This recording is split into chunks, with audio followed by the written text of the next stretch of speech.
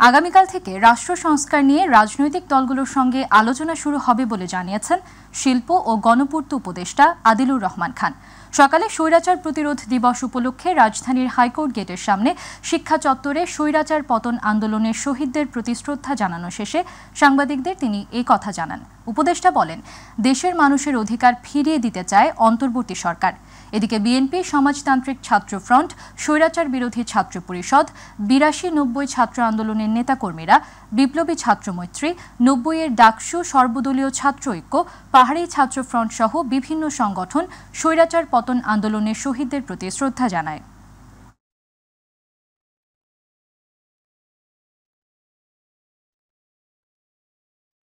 ঐক্যবদ্ধ থাকার আগামীকাল থেকে যে সংস্কার নিয়ে আলোচনা শুরু হবে রাজনৈতিক দলগুলোর সঙ্গে, এই সংস্কারের আলোচনা দেশে একটা গণতান্ত্রিক ব্যবস্থা প্রতিষ্ঠার জন্য এগিয়ে নিয়ে যাবে দেশকে। যারা আইন প্রণেতা হবেন তারা বাংলাদেশের আইন কানুন সংবিধান এমনভাবেই প্রস্তুত করবেন যেন ফ্যাসিবাদ আর কখনোই মাথা চাড়া দিয়ে উঠতে না পারে। অন্তর্বর্তী সরকারের দেওয়া সময়ে নির্বাচনের জন্য প্রস্তুত বিএনপি। তবে সরকারকে বিভ্রান্ত করতে নির্বাচন নিয়ে বিভিন্ন রাজনৈতিক দল নানামুখী বক্তব্য দিচ্ছে। দুপুরে রাজধানীর নয়াপল্টনে দলের কেন্দ্রীয় কার্যালয়ে ঢাকা মহানগর দক্ষিণ বিএনপির প্রাথমিক সদস্যপদ নবায়ন কার্যক্রমের উদ্বোধনী অনুষ্ঠানে এসব কথা বলেন তিনি। ষড়যন্ত্রের পথ ছেড়ে দেশের স্বার্থে সুষ্ঠু নির্বাচনের স্বার্থে সব রাজনৈতিক দলকে অন্তর্বর্তী সরকারকে সহযোগিতা করার আহ্বানও জানিয়েছেন বিএনপির স্থায়ী কমিটির এই সদস্য। সরকার পরিবর্তন হলেও সিন্ডিকেট পরিবর্তন হয়নি বলেও মন্তব্য করেন বিএনপির এই নেতা। আজকের পত্রিকা দেখলাম একটা বিজনেস নাম দিয়ে দিয়েছে, আজকের কালকে নাবিল গ্রুপ ১২,০০০ করে আত্মসাৎ করেছে, তাকে আপনারা গ্রেফতার করছেন না। কারণ কি? কোন একটা রাজনৈতিক দলের সঙ্গে খুব ভালো সম্পর্ক আছে, সুতরাং তাকে ধরা যাবে না। সবাই শুধু বিএনপি জোর দেন, বিএনপি চাঁদাবাজি করে। আরে ভাই, চাঁদাবাজি করে ধরছেন না কেন? জানেন যখন ধরেন কোনো আপত্তি নাই, সবাইকে ধরেন। নরসিংদীতে ২৫ বছর পর অনুষ্ঠিত হচ্ছে জামায়াতে ইসলামীর জনসভা। শহরের সাটিরপাড়া কালীকুমার উচ্চ বিদ্যালয় মাঠে এই জনসভায় প্রধান অতিথি হিসেবে বক্তব্য দেবেন বাংলাদেশ জামায়াতে ইসলামীর আমির ডাক্তার শফিকুর রহমান। এরই মধ্যে সমাবেশস্থলে জড়ো হয়েছেন নেতাকর্মীরা। এই জনসভায় নেতাকর্মী সহ ১.৫ লক্ষাধিক মানুষের উপস্থিতি নিশ্চিত করা সহ সব ধরনের প্রস্তুতি গ্রহণ করেছে জেলা জামায়াতে ইসলামী। জনসভাকে ঘিরে যানজট ও জনভোগান্তি যেন না হয় সেদিক বিবেচনায় রেখে প্রশাসনের সাথে সমন্বয় করে ব্যবস্থা নেওয়া হয়েছে।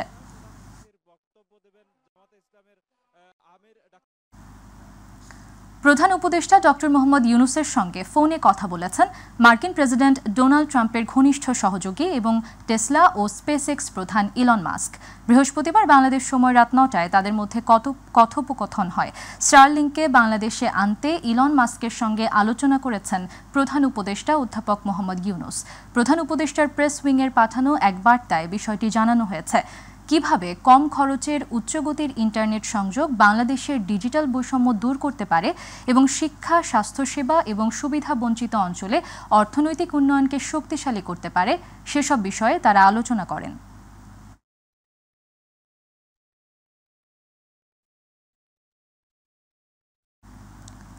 আজ পবিত্র শবে বরাত। ইবাদত কবুল ও বেশি নেকি লাভের যে কটি রাত রয়েছে তার মধ্যে অন্যতম শবে বরাত। মুসলমানরা বিশ্বাস করেন রাতটিতে মহান আল্লাহ তাআলা মানুষ সহ পৃথিবীর সমগ্র প্রাণীদের জন্য আগামী ১ বছরের হায়াত, মৌত, রিজিক ও ধন দৌলত বরাদ্দ করেন। তাই এই রাতটিতে ফরজ সালাত আদায়ের পাশাপাশি বিভিন্ন নফল ইবাদতের মধ্য দিয়ে অতিবাহিত করেন বিশ্বের অগণিত মুসলমান। ইউসুফ আলীর বিশেষ রিপোর্ট। সর্বশ্রেষ্ঠ ধর্ম ইসলাম অনুসারীদের জন্য গুরুত্বপূর্ণ যে কটি রাত রয়েছে তার মধ্যে অন্যতম শবে বরাত।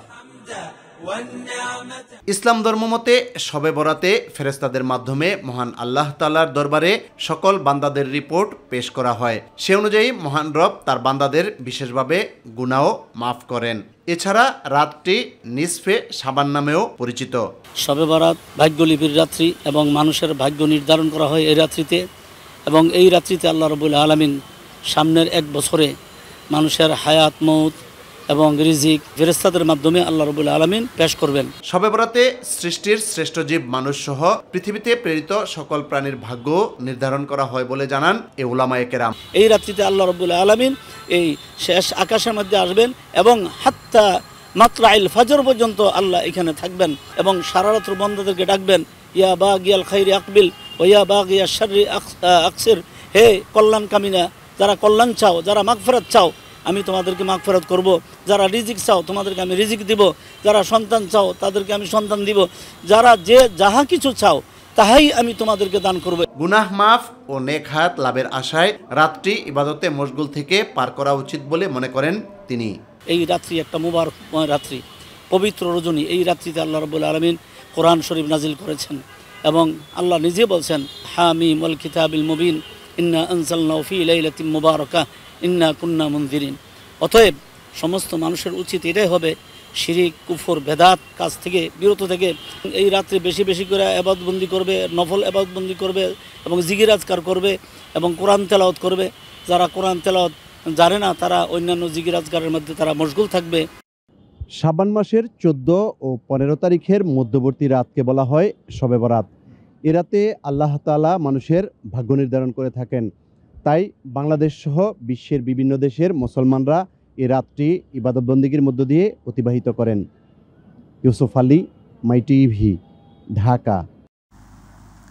টঙ্গীর তুরাগ তীরে বিশ্ব ইজতেমার দ্বিতীয় পর্বের দ্বিতীয় ভাগ চলছে। প্রথমবারের মতো শবে বরাতের পুণ্যময় রজনীতে চলছে ইজতেমা। দুপুরে ইজতেমা ময়দানে জুমার নামাজ আদায় করেন মুসল্লিরা। পরে দেশ, জাতি ও মুসলিম উম্মার শান্তি কল্যাণ কামনা করে বিশেষ দোয়া করা হয়। রবিবার আখিরি মোনাজাতের মাধ্যমে শেষ হবে বিশ্ব ইজতেমার দ্বিতীয় পর্বের তৃতীয় ধাপ।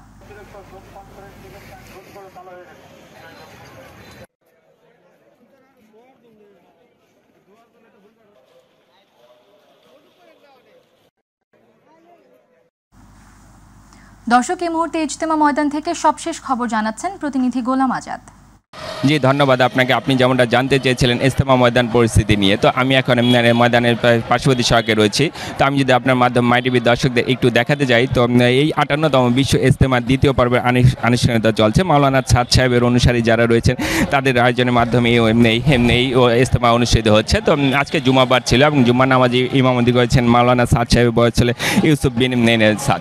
তো এই জুম্মার নামাজকে কেন্দ্র করে ইজতেমা আগত মুসল্লি এবং এই টঙ্গী আশেপাশে যারা যে সকল লোকজন আছে তারা সকলে এসেছেন একসাথে জুম্মার নামাজ আদায় করার জন্য।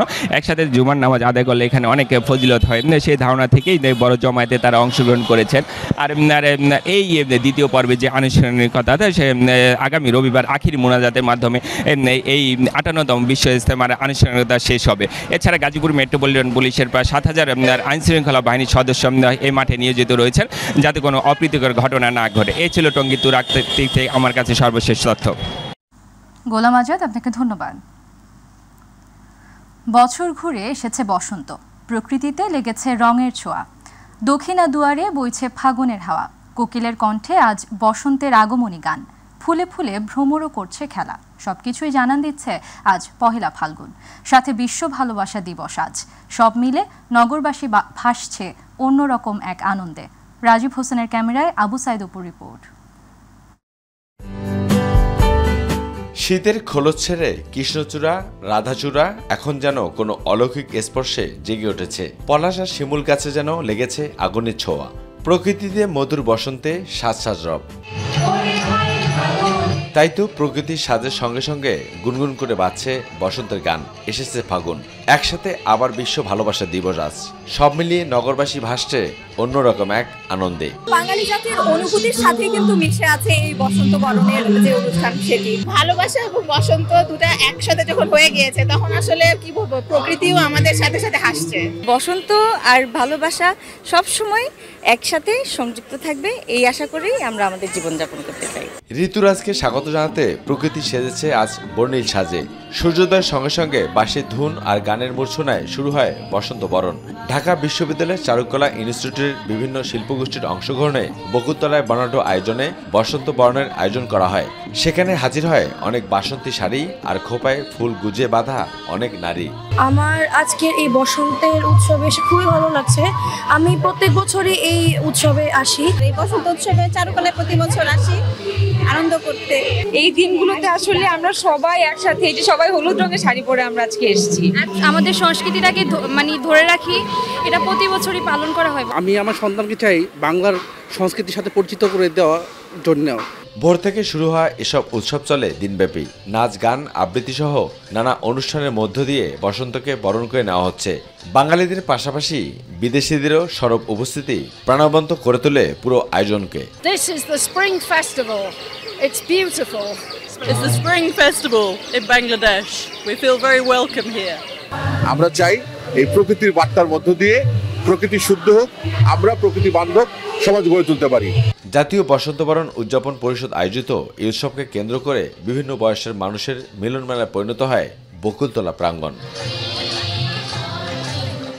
কেবল প্রকৃতিতে নয়, মানুষের হৃদয়ে যেন লেগেছে আনন্দের ছোঁয়া, অর্থাৎ বসন্ত আর ভালোবাসা যেন একাকার করে ফেলেছে পুরো নগরবাসীকে। বকুলতলা প্রাঙ্গণ থেকে আবু সাদ আপু, মাইটিভি, ঢাকা। বরিশালের বাবুগঞ্জে নির্মাণের পরও উদ্বোধনের জন্য 7 বছর ধরে পড়ে আছে দৃষ্টি প্রতিবন্ধী শিশুদের জন্য আবাসিক 2টি আধুনিক ভবন। ভবনটি তালাবদ্ধ হয়ে পড়ে থাকায় চুরি হচ্ছে বিভিন্ন অংশ। পারভেজ রাসেলের রিপোর্ট। 2019 সালে সমন্বিত দৃষ্টি প্রতিবন্ধী শিক্ষা কার্যক্রমের আওতায় বাবুগঞ্জে বালক ও খানপুরায় বালিকা হোস্টেল নির্মাণ করে সমাজ কল্যাণ মন্ত্রণালয়। গণপূর্ত বিভাগের করা আবাসিক 20 শয্যার ভবন দুটিতে প্রকল্প ব্যয় হয় কয়েক কোটি টাকা। মন্ত্রণালয় 4টি পদে জনবল নিয়োগ না দেয়ায় প্রকল্পটি আর দেখেনি আলোর মুখ। পদ্ম জরাজীর্ণ নতুন ভবন পড়ে আছে 7 বছর, তৈরি হয়েছে ভুতুড়ে পরিবেশ।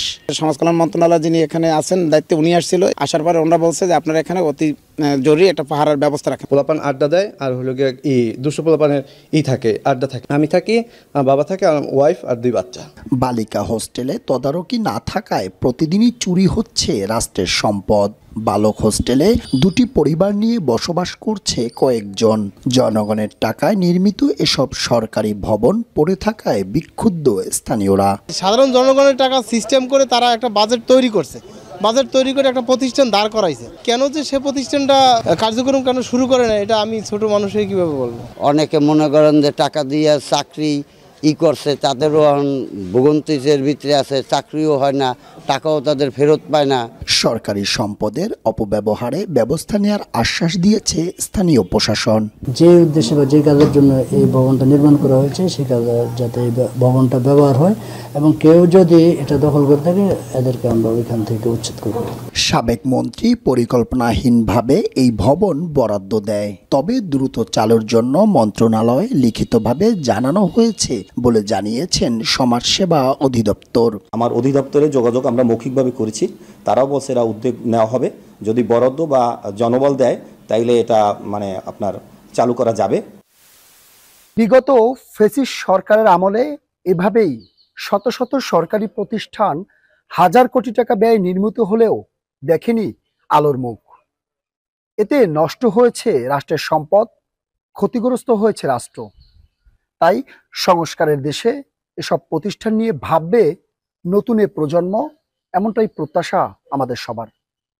পারভেজ রাসেল, মাইটিভি, বরিশাল। কাগজে কলমে প্রথম শ্রেণীর হলেও বাস্তবতা ভিন্ন বরিশালের বাকেরগঞ্জ পৌরসভার 9টি ওয়ার্ডের বিভিন্ন নাগরিক সুবিধা থেকে বঞ্চিত পৌরবাসী। সব সমস্যার সমাধান করে ভোগান্তি লাঘব করবে কর্তৃপক্ষ, এমনটা প্রত্যাশা নাগরিকদের। বাকেরগঞ্জ প্রতিনিধি মিজানুর রহমানের রিপোর্ট, বিস্তারিত জানাচ্ছেন ইলিয়াস কমল। বরিশালের বাকেরগঞ্জ পৌরসভা অনেক আগেই প্রথম শ্রেণীর তালিকায় নাম লেখালেও তা কাগজ কলমে সীমাবদ্ধ রয়েছে বলে অভিযোগ পৌরবাসীর। নির্দিষ্ট স্থান ও ডাস্টবিন না থাকায় উন্মুক্ত স্থানে ছড়িয়ে ছিটিয়ে থাকে ময়লা আবর্জনা। দুর্গন্ধে ও নোংরায় পরিবেশ দূষণ হচ্ছে প্রতিনিয়ত। পথচারী ও শিশুরা নানান রকম রোগ জীবাণুতে আক্রান্ত হচ্ছে। জনগুরুত্বপূর্ণ বেশ কয়েকটি সড়কের বেহাল দশার কারণে চলাচলে ভোগান্তি পোহাচ্ছে নগরবাসী। বাণিজ্যিক ও আবাসিক এরিয়ায় সড়ক বাতি না থাকায় রাতে তৈরি হয় ভুতুড়ে পরিবেশ। অন্ধকারের কারণে প্রতিনিয়ত ঘটছে চুরি, ছিনতাই ও ডাকাতির মতো ঘটনা। রাস্তা বালি হেলাই থুইছে, সেই বালি ব্যাপার ঘরে মানুষ আইতে যাইতে খুব কষ্ট হয়। দোকানের আশপাশের যে ময়লাগুলো আছে এগুলা এই বরগুনা বরিশাল মহাসড়কের পাশেই তারা ফালাচ্ছে। বাতি তো অনেক দিন পর্যন্ত জ্বলে না, এর জন্য আমাদের এই দোকানপাট এখানে অন্ধকার থাকে। পরিবেশের অনেক ক্ষতি হইতেছে, মানুষ চলাফেরা করতে কষ্ট হইতেছে। এটা যদি একটা ব্যবস্থা করে তাহলে জনগণের উপকার হয়, সবার জন্য ভালো হয়। ময়লা ফেলার নির্দিষ্ট স্থানের জন্য কাজ করছে পৌরসভা ও এলোমেলো ময়লা পরিষ্কারের কাজ নিয়মিত চলছে দাবি করছে পৌর কর্তৃপক্ষ। অর্থনৈতিকভাবে স্বাবলম্বী না হওয়ায় পৌর নাগরিক সেবার কিছুটা ঘাটতি রয়েছে বলেও জানানো হয়। আমাদের নিয়মিত পরিষ্কার পরিচ্ছন্নতা কার্যক্রম চলমান আছে, কোথাও কোনো ময়লা আবর্জনা আমাদের এরকম নেই উল্লেখ করার মতো। আমরা প্রতিদিনই পরিষ্কার পরিচ্ছন্ন কার্যক্রম অব্যাহত রেখেছি। পৌরসভার ওই রকমের রাজস্বও নাই এবং ওই রকমের খাট জমিও নাই যেখানে আসলে ডাম্পিং স্টেশন করা হয়। কর্তৃপক্ষ দ্রুত সড়কবাতি স্থাপন সহ সব সমস্যার সমাধান করে ভোগান্তি লাঘব করবে, এমনটাই প্রত্যাশা পৌরবাসীর। ইলিয়াস কমল, মাইটিভি। মাইটিভির জামালপুর সরিষাবাড়ি উপজেলা প্রতিনিধি সরিষাবাড়ি প্রেস ক্লাবের সাবেক সহসভাপতি সাংবাদিক SM জুলফিকার রহমান ইন্তেকাল করেছেন। বৃহস্পতিবার মধ্যরাতে ঢাকার একটি হাসপাতালে চিকিৎসাধীন অবস্থায় শেষ নিঃশ্বাস ত্যাগ করেন তিনি। ইন্না লিল্লাহি ওয়া ইন্না ইলাইহি রাজিউন। সকাল 11:30টায় তার গ্রামের বাড়ি চর জামিরায় প্রথম জানাজা ও দুপুর 2টায় সরিষাবাড়ির গণময়দান মাঠে মরহুমের দ্বিতীয় জানাজা শেষে সরিষাবাড়ি বাসস্ট্যান্ড গোরস্থানে মরদেহ দাফন করা হবে।